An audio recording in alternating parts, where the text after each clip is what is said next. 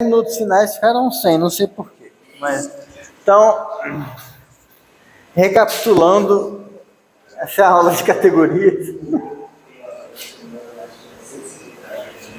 Então, a gente já viu o que é uma categoria.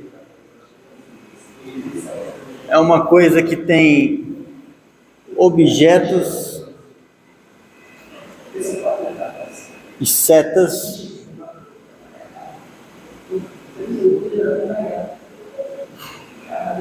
que em algum sentido você pode compor essas setas, fazer composição. De certa forma, a gente pode pensar como sendo uma generalização de conjuntos e funções,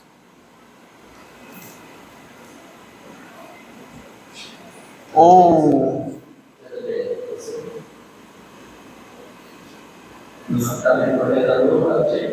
de grupos e morfismos. O que foi? É porque eu fui dele, eu acho que disse que ele ficou solicitando para deixar no canal de nada.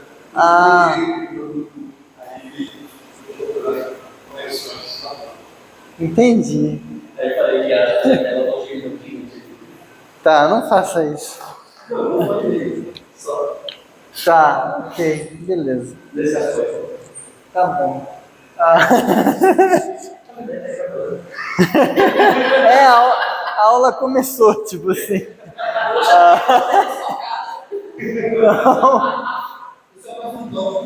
Aí a gente viu isso, a gente viu o que significa dizer que isomorfismo numa categoria. Isomorfismo numa categoria. Que é a ideia de você ter dois objetos com duas setas em direções contrárias, tais que quando você faz a composição nessa direção aqui, então isso aqui seria a G bola F. Isso aqui te dá a identidade do Azinho. Deixa eu puxar esse negocinho para cá. E quando você faz a composição desse outro jeito aqui, isso aqui é a F bola G, isso aqui te dá a identidade do outro objeto. Certo? E aí a gente viu também funtores. Que a ideia é que eles são correspondentes do que seria um homomorfismo entre categorias. Então, homomorfismo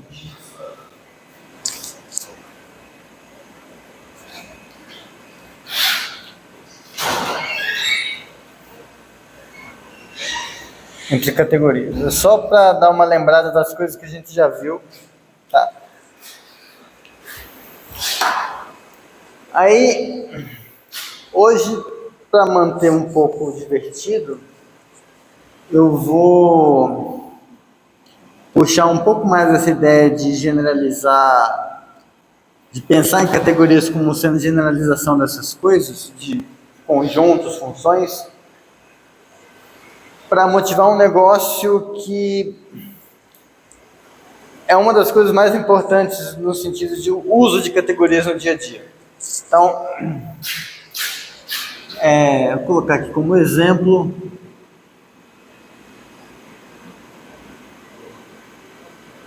o que é um produto cartesiano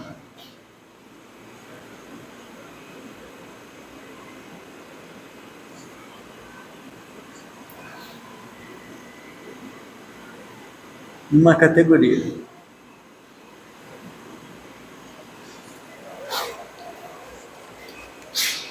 Essa pergunta é muito roubada, mas assim, quando você tem dois conjuntos, x e y, e aí você quer fazer o produto cartesiano desses dois animais, você O que você faz, você combina com as pessoas o que é par ordenado, e aí você fala, ó, isso aqui vai ser o conjunto dos parezinhos da forma XY, tal que xzinho pertence a xão, yzinho pertence a yzão. Você faz isso, beleza. Isso funciona em teoria dos conjuntos, porque lá, quando você está em teoria dos conjuntos, você tem o direito de pegar o conjunto, abrir ele como se fosse uma caixa e brincar com os elementos dele para fazer coisas. Você pode fazer isso. O problema é que, numa categoria, como eu já falei, a gente só pode tratar ela como sendo uma coisa formada por objetos e setas. Eu não tenho o direito de pegar um objeto e olhar o que tem dentro dele. Eu não tenho essa informação, eu não posso dissecar ele. Então, em algum sentido, quando eu estou fazendo isso, você pode pensar que o conjunto está morto. E aí eu estou lá cortando, eu levei lá para a mesa de autópsia, cortei, estou tirando todas as coisas dele e estou montando de novo, tipo um Frankenstein, um negócio assim. Estou montando um negócio todo estranho. Categoria, eu não posso matar a coisa, eu não posso cortar para pegar as coisas que estão dentro. Eu tenho que lidar só com objeto e seta, eu não posso usar bisturi nem nada. Então, a gente tem que tentar entender como que o produto cartesiano funciona sem pensar especificamente nos elementos dele. Então, a gente tem que pensar no produto cartesiano em termos de funções. Então, para a gente motivar as ideias, tem alguma função, quando você pensa no produto cartesiano, tem alguma função que você pensa naturalmente quando você pensa nele? Uma função que vem junto com ele, de alguma forma? Uma função ou duas funções?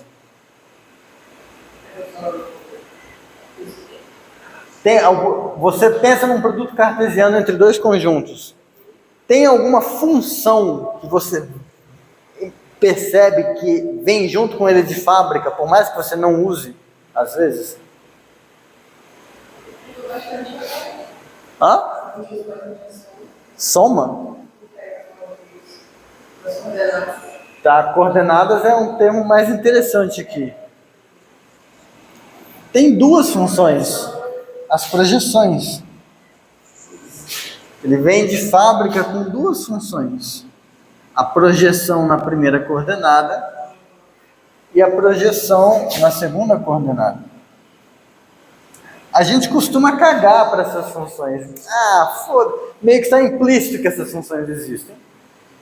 E aí só quando você vai fazer análise 3, topologia, que você começa a falar, eu preciso das projeções para algumas coisas. É importante que a projeção é contínua, não sei o quê. Então ela começa a ter alguma importância.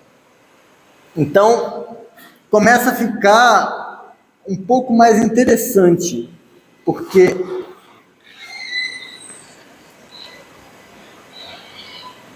agora eu tenho o conjunto com duas funções. Eu não tô ainda dizendo o que essa função faz. Tudo bem que a gente sabe que essa função pega xy, manda em x, e essa outra função pega xy e manda em y. Mas a princípio, se você olhar só para isso aqui, você está pensando em um conjunto com duas setas. Tem um gostinho categórico. Agora, o que talvez vocês não lembrem é o seguinte. Se eu tiver um outro conjunto Z qualquer, suponha que esse outro conjunto Z tem uma função f, que sai do Z e vai para o x, e ele tem uma função g, que sai do Z e vai para o y. Suponha que você está numa situação assim. Então, aqui você tinha um conjunto. Eita, engasgou? Com água? Não, porque quando a pessoa engasga com água é ruim, porque a primeira coisa que é, toma uma água, mas foi com água que eu engasguei. É o pior tipo de... E se morrer, Tá. Enfim, eu tenho aqui dois objetos da mesma natureza. Um conjunto com duas funções para o xy e outro conjunto com duas funções para o x e y. Tem alguma relação entre esse e esse que vocês conseguem montar?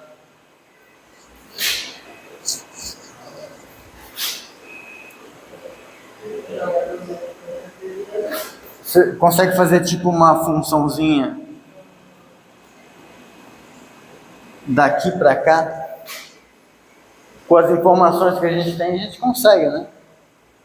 Eu tenho uma função que pega z e manda um zzinho. Manda num f de zzinho. E eu tenho uma outra função que pega todo o zzinho aqui e manda em algum g de zzinho que mora aqui. Consigo montar uma função que sai daqui e vai para cá, né? Pega zzinho e manda em fz, g de z.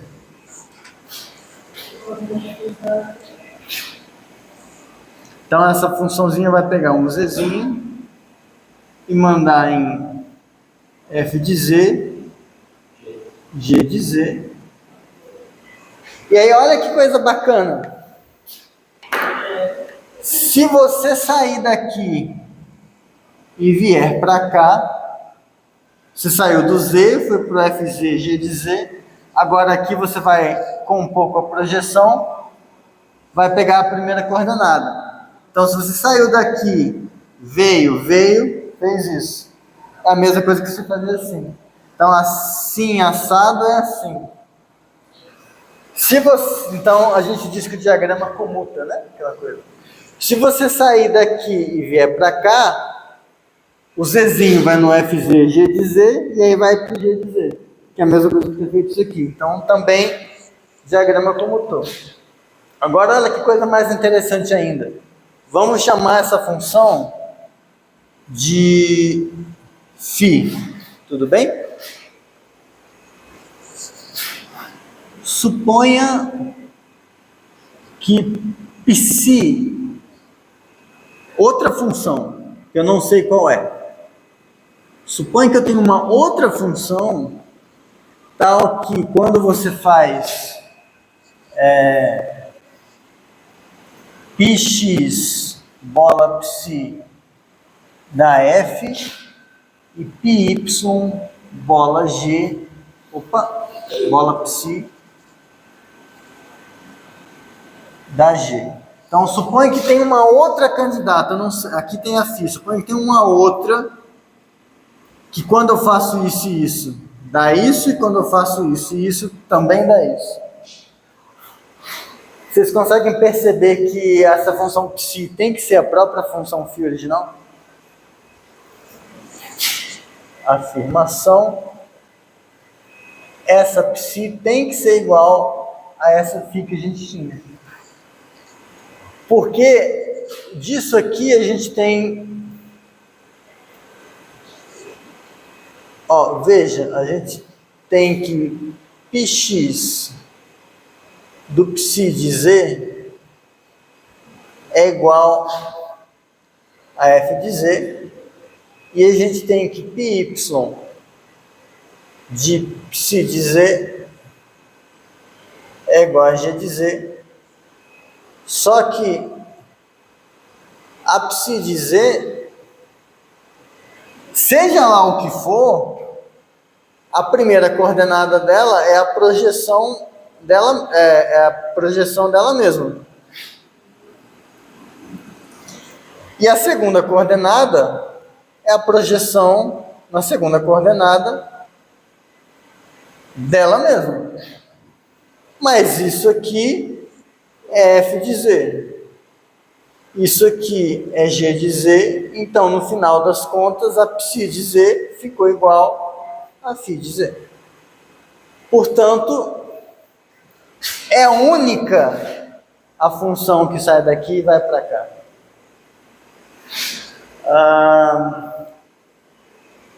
E agora isso virou uma definição categórica de produto, porque eu não estou mais usando os órgãos internos do negócio. Eu não cortei a coisa, eu só estou falando de seta. Então, o que a gente mostrou aqui, em resumo, a gente provou isso.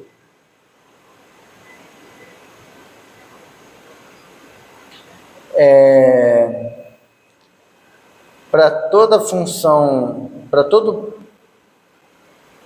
par de funções z em x e g de z em y, existe uma única função φ que sai do z e vai no produto cartesiano,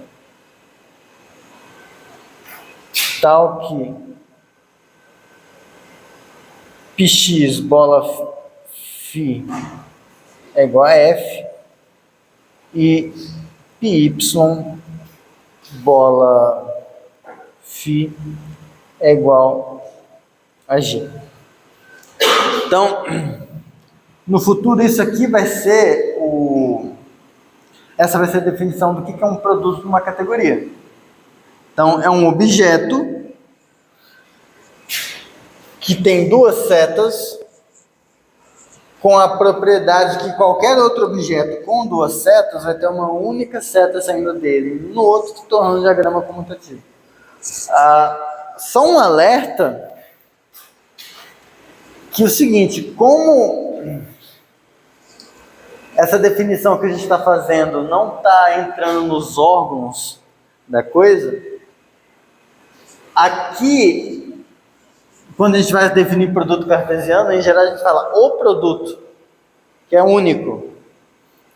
Aqui eu estou definindo um produto, porque qualquer outro animal que tenha essa propriedade vai ter o direito de ser chamado de produto. Mas, veja, vamos ilustrar. Então, deixa eu colocar aqui um cuidado, atenção.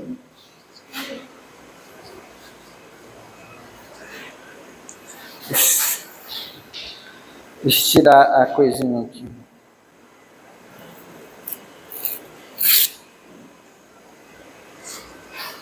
Não melhorou não.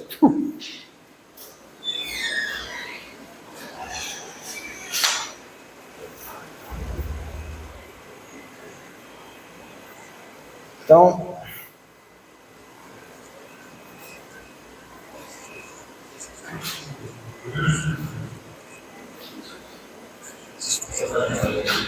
cuidado.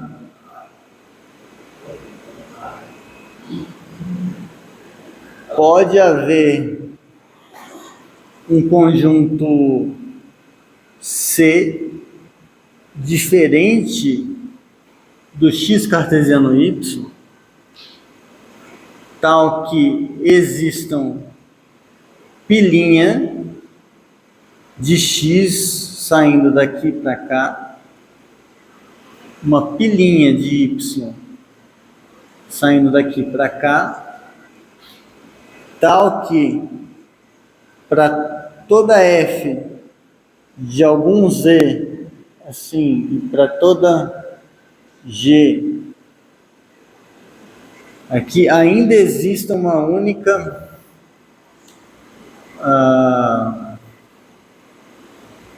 φ de z para cá, tal que essa projeção minha composta com a φzona BAF e essa aqui BAG. Tipo assim, por exemplo,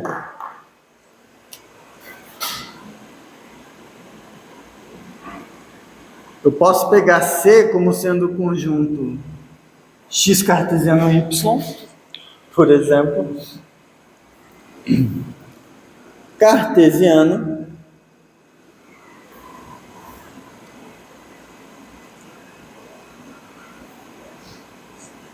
3. Um negócio assim. Os elementos disso aqui, lembra isso? Vão ser pares da forma x, y, e a terceira coordenada é um 3, que eu coloquei artificialmente. X pertence a x1 e y pertence a y. O 3 é quase como se tinha esse pessoal aqui que funcionava, e o que eu fiz agora? Eu coloquei um chapéu em cima de cada um deles. Muda? Não. Se eles já funcionavam antes, continuam funcionando. Agora, ó, a projeção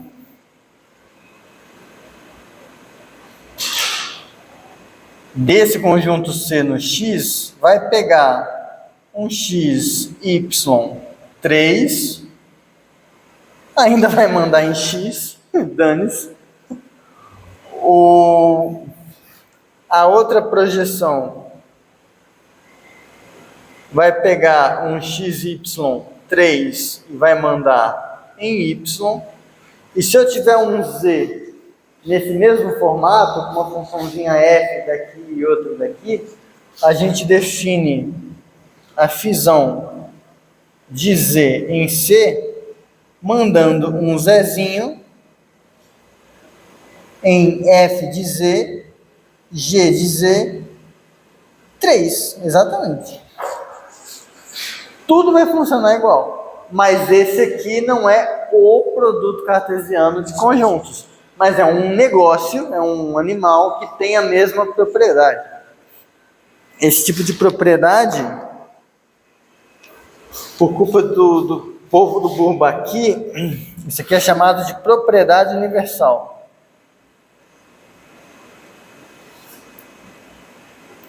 Mas já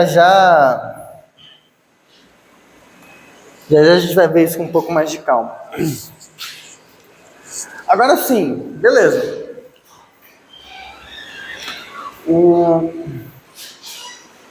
Esse bicho aqui tem a mesma propriedade do x cartesiano y.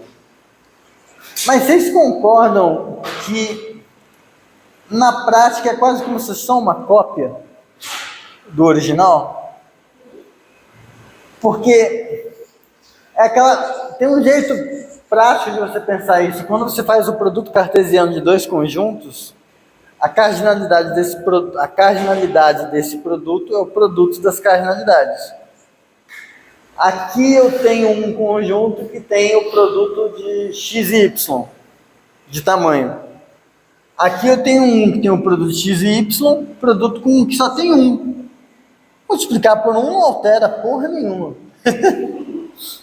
Então, no fundo, esses dois caras aqui são isomorfos.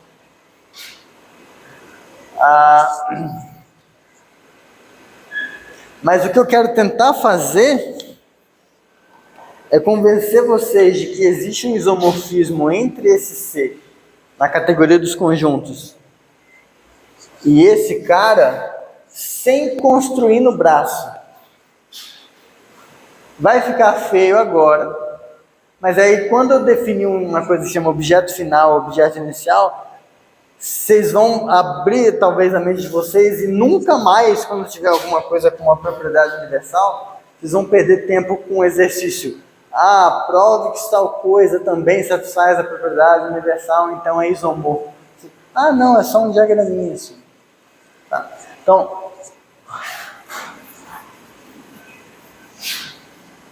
estou indo muito rápido ou está acompanhável? Está acompanhável? Beleza.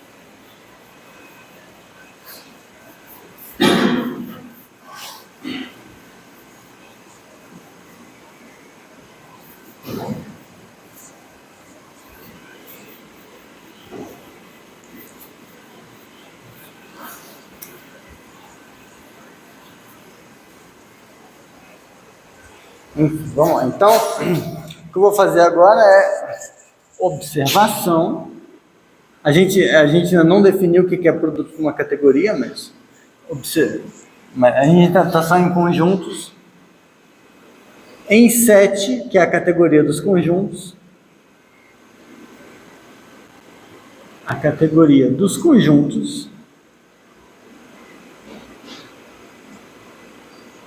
Esse x cartesiano y e esse c são isomorfos.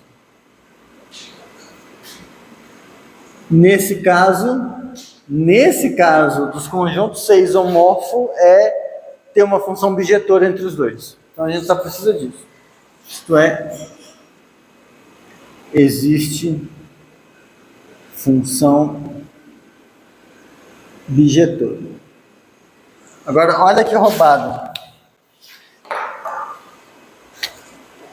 Eu tenho aqui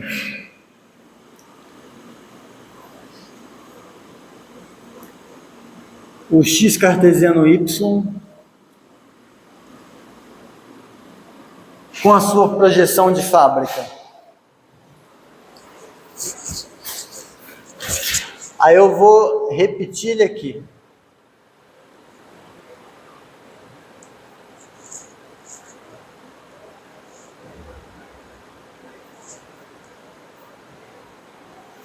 Aqui embaixo, eu vou colocar ele mesmo.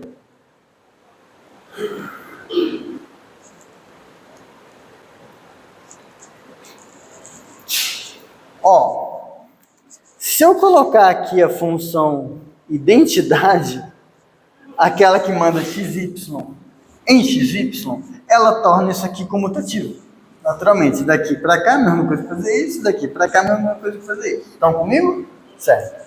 Agora, a gente provou, alguns minutos atrás, que para qualquer animal que eu coloco aqui, existe uma única coisa que faz isso. Então, em particular, nesse caso, que era para qualquer Z, em particular, para esse cara com essas Fzinha e Gzinha, a identidade é a única função que faz isso. Beleza? Tá. Grava essa informação. Certo. Então, agora eu vou fazer isso aqui, ó. Eu vou colocar o Czinho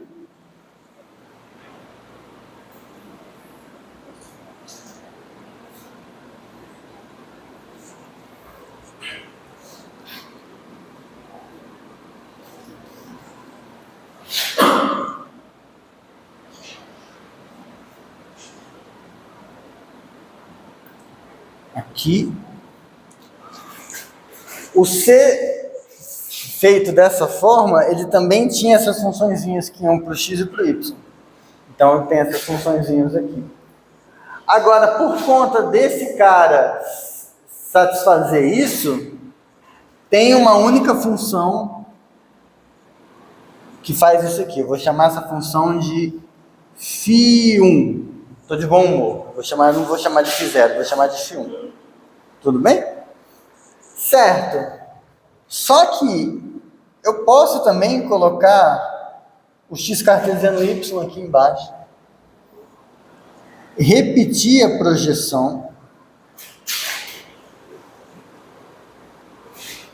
e aí agora, o fato de que esse cara também tem essa propriedade universal, que foi aquilo que a gente observou, eu também sei que vai ter uma única função daqui para cá, que se eu fizer assim, assim, é a mesma coisa que fazer assim.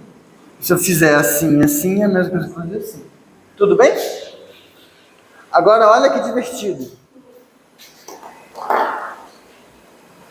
Eu vou andar aqui e depois aqui. Se eu ando aqui e aqui e aqui, em particular, eu andei aqui, respirei, eu fiz isso e isso. Só que pelo que a gente já tinha visto antes, isso e isso vira isso.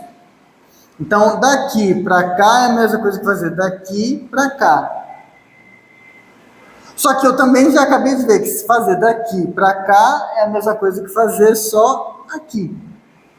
Ou seja, fazer essa função que vem daqui até aqui, ela torna esse diagrama comutativo. Esquece esse C do meio, eu estou com um desenho igual a esse. Só que a identidade era a única capaz de fazer isso. Portanto, essa composição aqui de φ2 com φ1 tem que dar identidade. Se a gente trocar agora as posições e colocar C aqui, x cartesiano, y aqui e C aqui, a gente vai ter a composta contrária, dando a identidade também. Então, uma composta com outra deu uma identidade, a outra composta com uma deu a outra identidade. Portanto, são isomorfismos. Isso é um fenômeno extremamente mais geral. Tá? Eu vou só definir o que é produto numa categoria. E aí, depois eu vou dar um exemplo de uma coisa que vocês provavelmente nunca pensaram que era um produto. E aí eu vou dar exemplos de categorias onde não tem produto.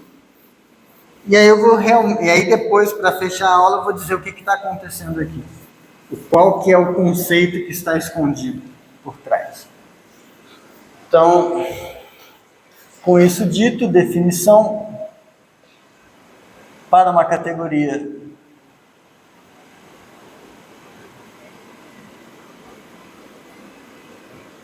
C e objetos A e B, dizemos que um objeto P dotado de setas P de setas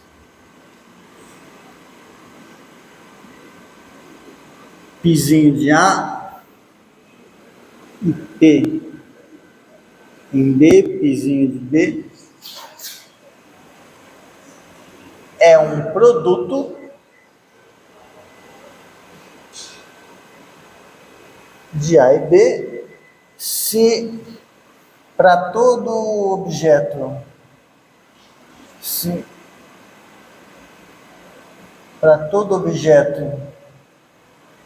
Czinho com setas F de Czinho para A e G de Czinho para B, existe uma única seta Φ de Czinho para P, tal que o diagrama comuta. O diagrama é esse aqui. Então, você tem o P com a projeçãozinha aqui. Aí você tem o Czinho, para qualquer Czinho, uma Fzinha, uma Gzinha aqui, tem um único negócio que faz isso aqui como tá. E aqui é F. Então, isso é um produto de uma categoria. Beleza? Então,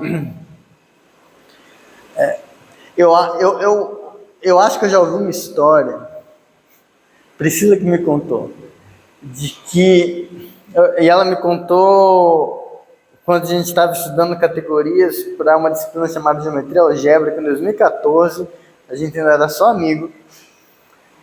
E aí quando a gente foi discutir esses negócios, ela comentou que, eu acho que tem um professor que estava tentando definir produto assim para os calouros. E hoje em dia eu tenho quase certeza que esse professor era o German. Eu tenho quase certeza que era o German. Estava tentando definir produto assim. Tipo. Mas. É que assim, para quem eventualmente quiser mexer com pesquisa em matemática, categorias vai ser, é tipo LaTeX, é um negócio que não adianta você tentar escapar, que você vai ter que usar. Então assim, hoje em dia quase tudo passa por uma roupagem de teoria de categorias. Então é um negócio que tá... então eu entendo a pessoa querer explicar isso para quem o mais cedo possível, mas às vezes pode ser cedo demais, né? Mas eu lembrei desse exemplo aqui porque ele é bem interessante quando você vê o tipo de desdobramento que ele tem.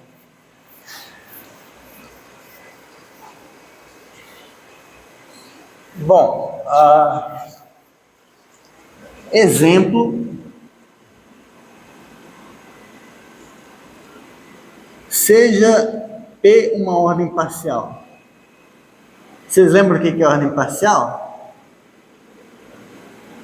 Reflexiva, antissimétrica e transitiva. Tá? Seja P uma ordem parcial. A gente vai definir uma categoria usando uma ordem parcial. Ou essa tinta está muito forte e está grudando, ou eu estou escrevendo com muita força. Acho que é as duas coisas.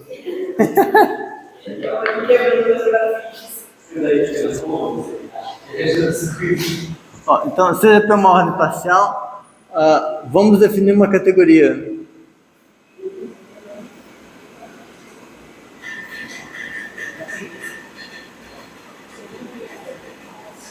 A categoria C de P, objetos são os elementos de P, são os elementos de P. Agora, uma seta, existe uma seta x de x para y, eu acho que é 6 somente se o x é menor ou igual que y. Deixa eu só ver se eu não tô... Porque às vezes pode ser na direção contrária, aí vai zoar todo o bagulho.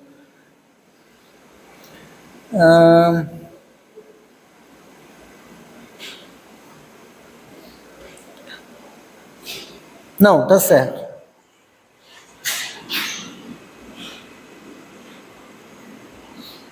Isso aqui. Então, a ideia dessa categoria é a seguinte. Meio que em vez de escrever x menor ou igual, eu vou escrever x setinha y. Então, só para ilustrar, ilustração.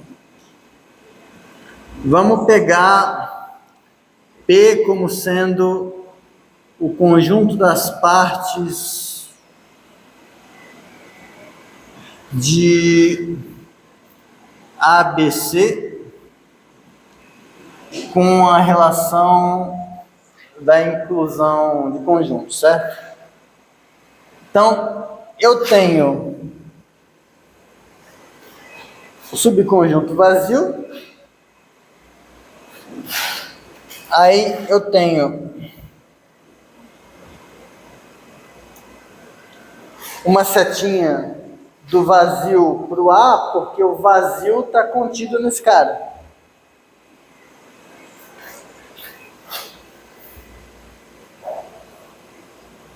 Eu tenho uma setinha do vazio para o conjunto que só tem o B e uma setinha do vazio para o conjunto que só tem o C.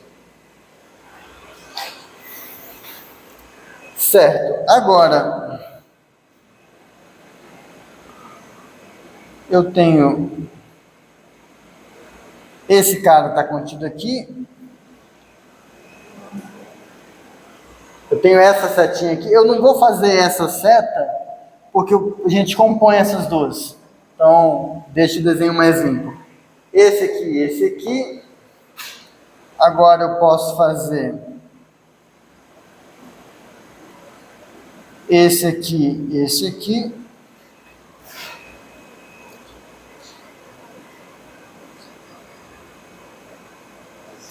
Esse. Eu já fiz esse desenho várias vezes, por isso que eu sabia a ordem certa de fazer. Esse está contido aqui, esse está contido aqui, esse está contido aqui. E pronto, acabaram as opções. 2 elevado a 3 é 8, né? 1, 2, 3, 4, 5, 6, 7, realmente acabou. Beleza. Bom,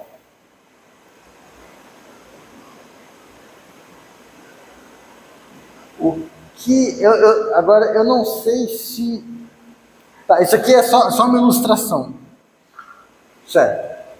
Acho que deu para entender a ideia do que eu queria com essa categoria de uma ordem parcial. Beleza. Agora, em geral, dados x e y pertencentes à ordem parcial, o que é um produto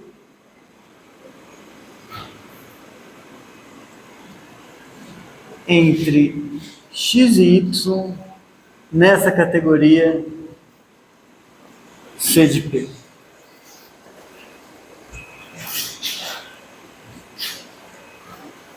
Que diabo realizaria isso?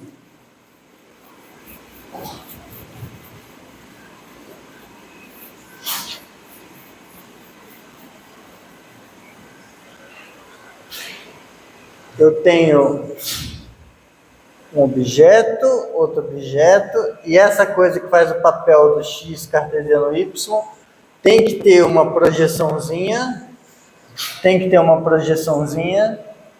e para qualquer zzinho com uma setinha para cá e uma setinha para cá, tem que existir uma única coisa aqui. Tá, isso não diz muita coisa. Só que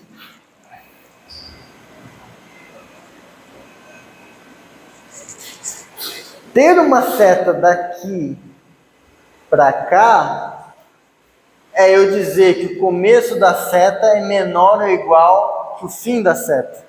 É isso que está dizendo. Então, isso a gente traduz dizendo que o x cartesiano y, seja lá o que for, ele tem que ser menor ou igual que o x.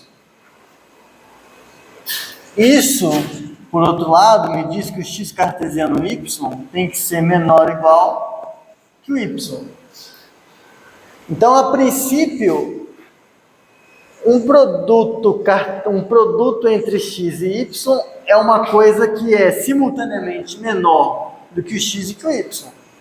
Mas não só isso. Ele tem que ter a seguinte propriedade. Se um zzinho for menor ou igual que o x, e esse zzinho também for menor ou igual que o y, então vai ter que ter uma setinha para cá. Então o z vai ter que ser menor ou igual que o x cartesiano y.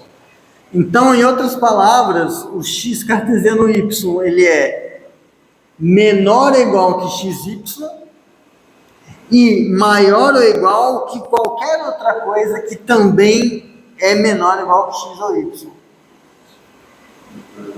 Em linguagem de análise, ele é o maior dos limitantes inferiores, também conhecido como ínfimo. Exatamente. Está afiado hoje, Davi? Tá tipo... tá tipo um... Tá acompanhando, tipo, tá legal, assim.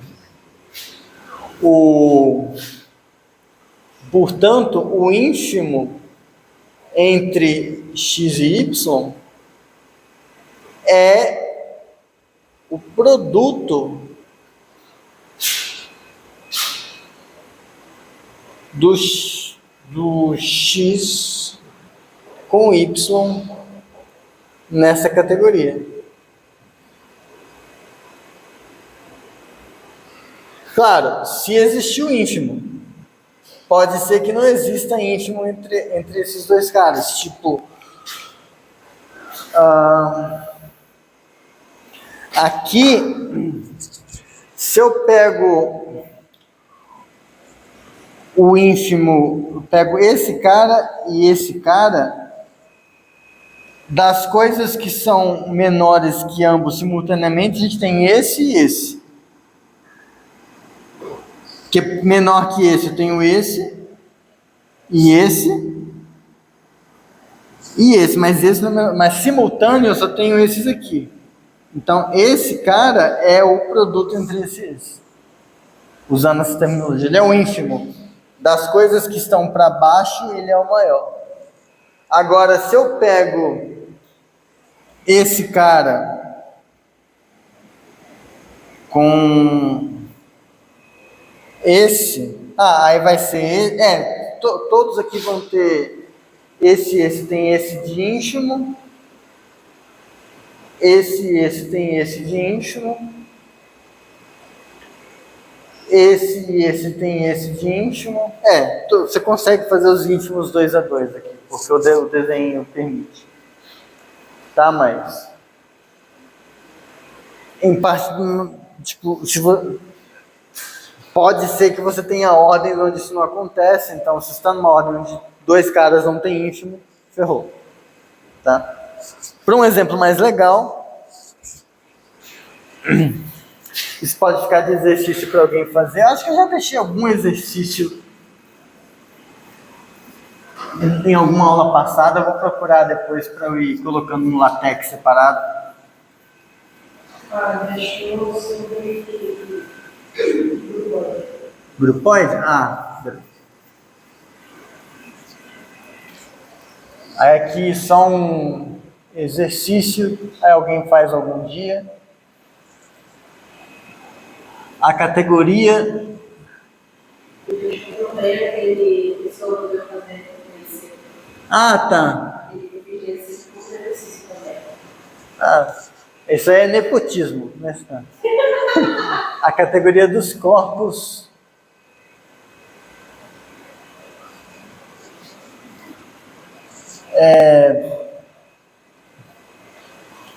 não tem produtos em geral. Tipo, existem corpos K e L, tais que não existe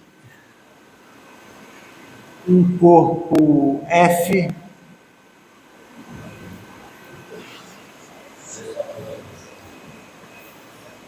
com a propriedade do produto.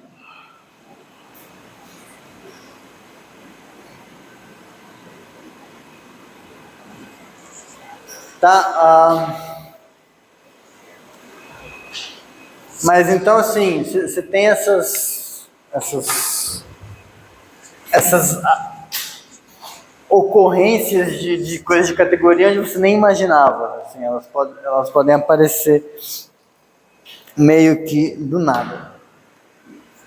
Então, o ínfimo é um tipo de produto. A gente pode fazer produto generalizado, não só 2 a 2, e aí você vai ter o ínfimo geral.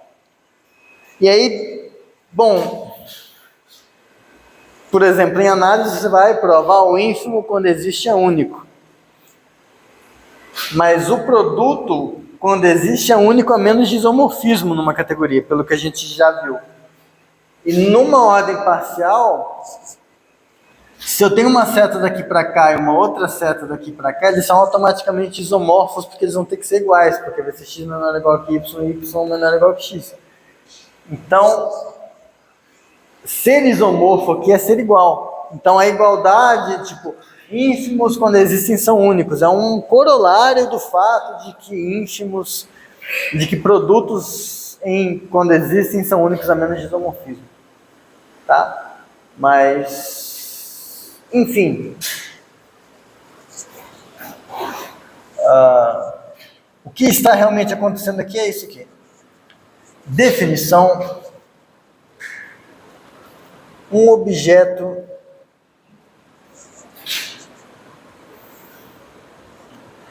que letra eu uso?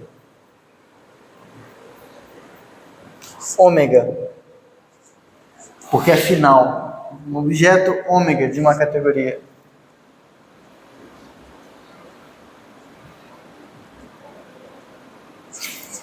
C é chamado de objeto final.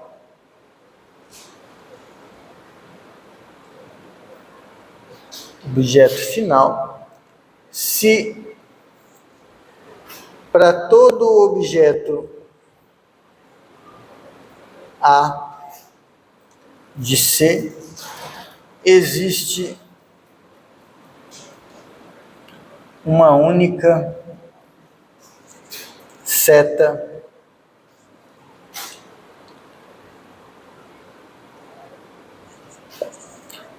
do A para o ômega. Então, em algum sentido, o ômega está no fim da categoria. Ele está no fim. Todo objeto tem uma única seta que sai desse objeto e vai para aquele ômega. Certo? Produto cartesiano está no fim da seta. Então, em algum sentido, essa definição aqui, que é bem mais simples do que um produto cartesiano, mas um produto cartesiano está escondido aqui. A ideia do que é produto cartesiano está escondido aqui. Quer ver só? Proposição. Se ômega e ômega' são objetos finais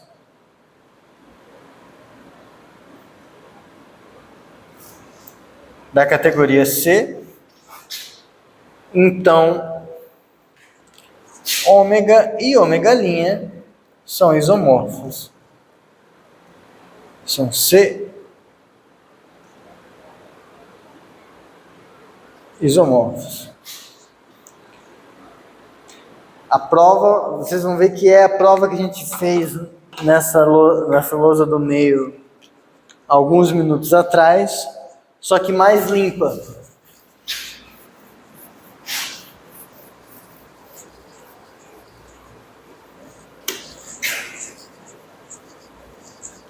Primeiro,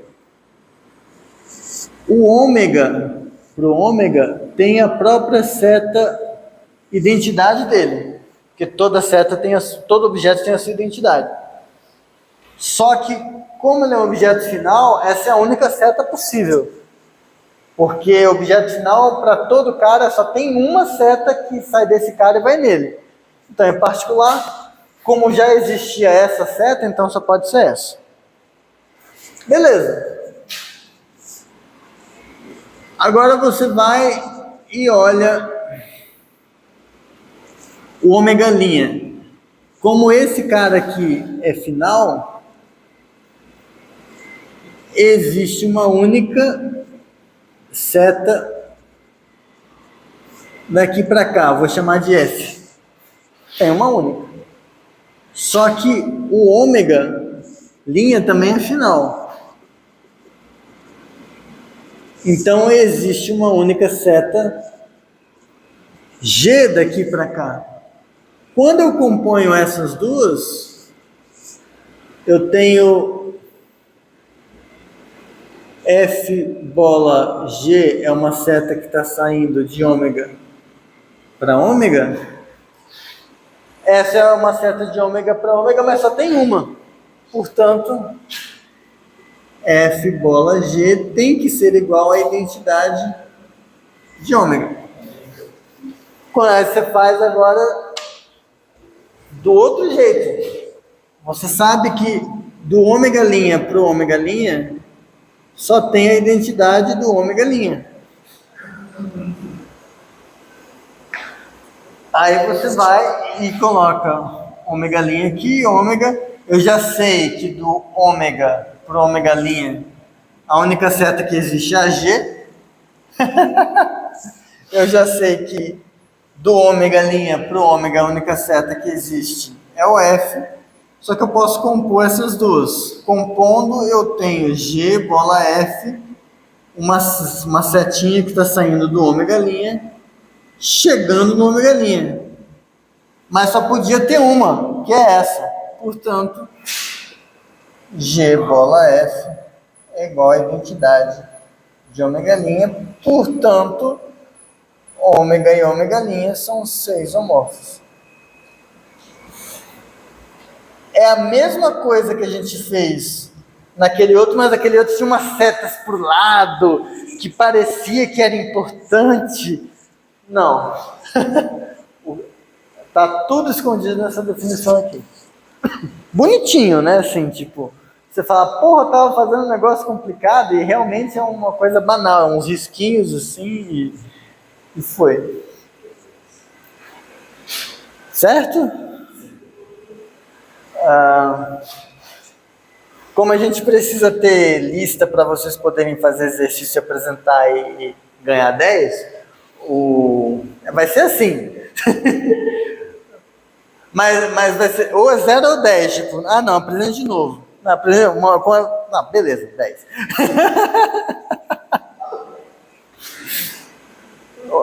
Tá, então, vou colocar um exercício aqui, se W não, ômega, é objeto final. E ômega' é ser isomorfo, a ômega, então ômega' também é objeto final.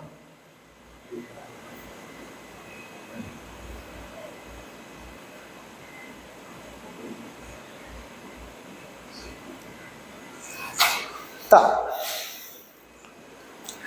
Agora, já está perto do final a aula, 3h20, já quase 4 horas. Não, eu meti essa em álgebra 2 ontem. A aula ia até às 10 e deu 9h20. Acho que eu falei, pô, já é quase 10 horas. Não, mas é que isso aqui é muita coisa. Precisa a pessoa dar uma parada. Se minha tia falou, nossa, eu já tava casando, era agosto. Calma aí, velho. Não, mas...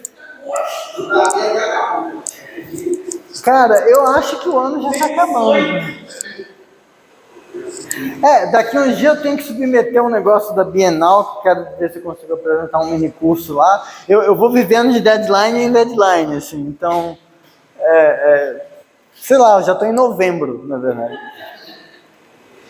Mas...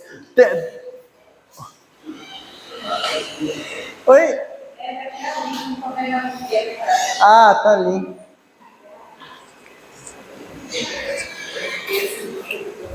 Não, eu quase falei, mas eu ainda não posso sair, a aula não acabou.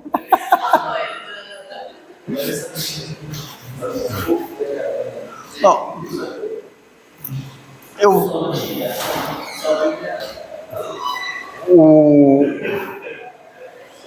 uma coisa que pode ter passado na cabeça de vocês é o seguinte: e se em vez de eu pedir que o ômega estivesse no final de todas as setas, se eu pedisse que ele estivesse no começo de todas as setas?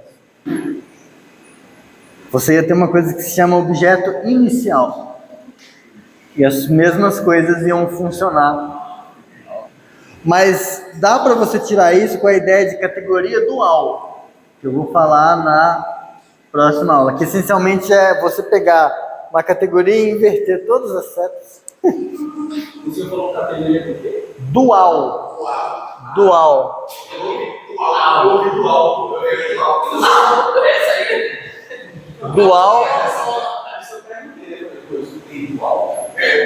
Dual ou oposta, que é quando você pega, sei lá, aqui eu tenho, é que eu já apaguei ali, mas exatamente, aqui eu tô com o objeto A e B numa categoria, na outra categoria, essa mesma setinha, eu vou olhar ela assim, mas é a mesma seta, só vou fingir que ela está apontando para o outro lado. E aí, muitas coisas vão ter situações do tipo, você provou um resultado para uma categoria, você automaticamente tem um resultado dual, porque você dualiza aquelas coisas todas. O que eu vou falar agora, brevemente, é como que a informação da definição de categoria produto, de objeto, de produto numa categoria, está escondida aqui. Porque ela está escondida. Mas como ela está escondida, vem agora. Então, observação.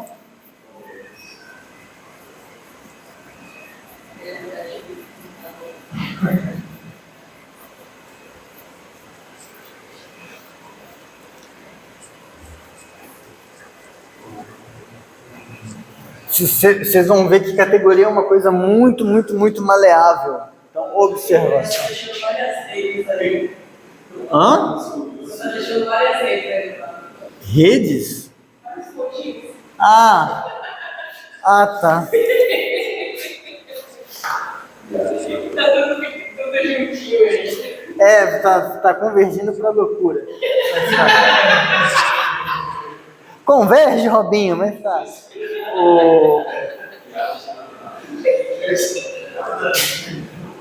Então, dada uma categoria C com dois objetos fixados,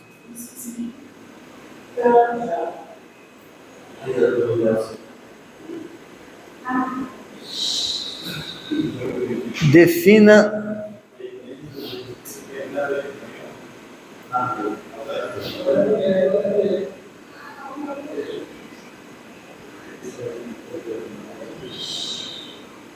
então a gente vai definir uma nova categoria a partir da categoria C dada. Objetos da categoria D são coisas assim.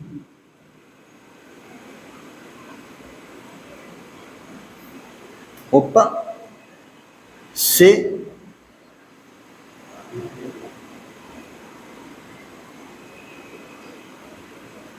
Então, o que é um objeto da categoria D? É um objeto da categoria C com duas setas, uma para o A e outra para o B.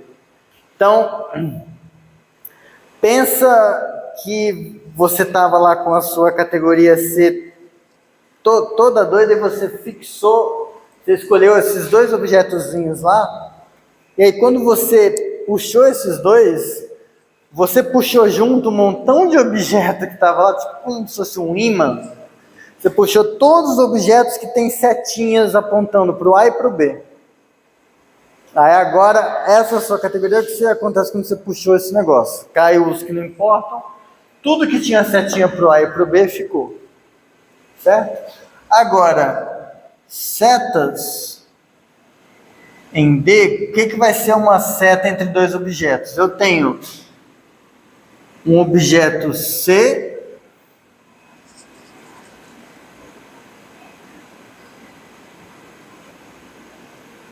com uma setinha F e outra setinha G.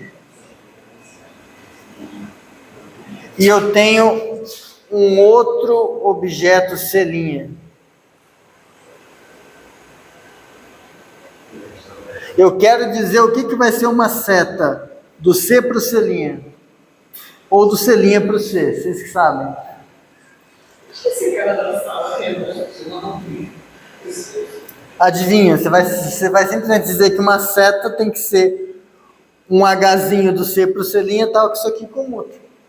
Então, setas, então, é um H de C para C', tal que o diagrama comuta.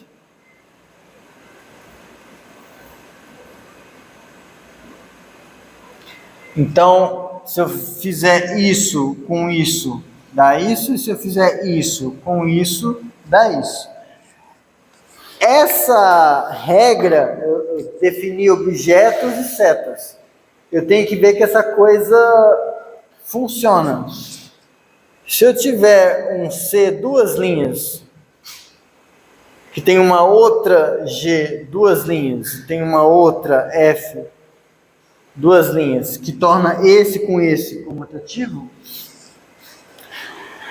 a composta, e aqui vai ser um H', a composta ainda vai tornar esse maior de fora comutativo, porque ó, assim, assim e assim, esses dois por último vira esse, e esse com esse vira esse. Então esse caminho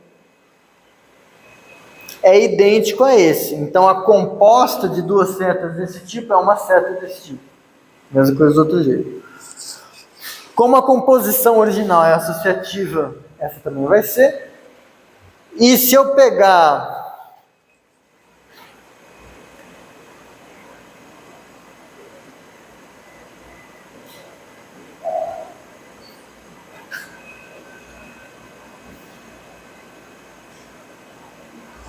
o mesmo objeto duas vezes, eu consigo fazer a identidade entre ele que torna a coisa toda comutativa. Então, eu tenho objetos, eu tenho setas, eu tenho composições entre essas setas, eu tenho identidade, elas são associativas, é uma categoria. Aí a pergunta é um objeto final nessa categoria. Oi? O que vai ser um objeto final em D?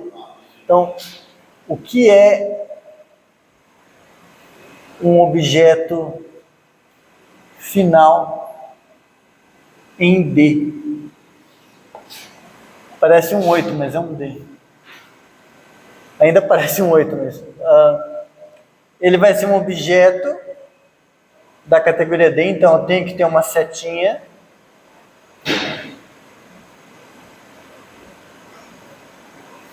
Uma para o A e outra para o B, e para qualquer outro objeto nessa categoria D, tem que ter uma única seta desse tipo, ou seja, que torna um diagrama comutativo. Só que isso é exatamente a definição do produto de uma categoria. Então, a definição do que é o objeto final é simples. Aí, quando eu quero usar ela para descrever um objeto um pouco mais complicado, eu crio uma categoria nova, um pouco mais complicada, onde essa definição simples se transforma naquela definição complicada. Mas o importante é, a definição complicada, no fundo, é simples. E no final das contas, tudo é absolutamente trivial. Não, isso é parte Não, isso é parte da filosofia do Grothendieck. Isso é trivial, né? Não, que o Grothendieck tinha a ideia que, assim, as demonstrações têm que ser simples. Isso aqui é uma boa demonstração, é fácil de acompanhar. O arcabouço do que está por trás disso é complicado. Você tem uma caralhada de definição em cima, não sei o quê.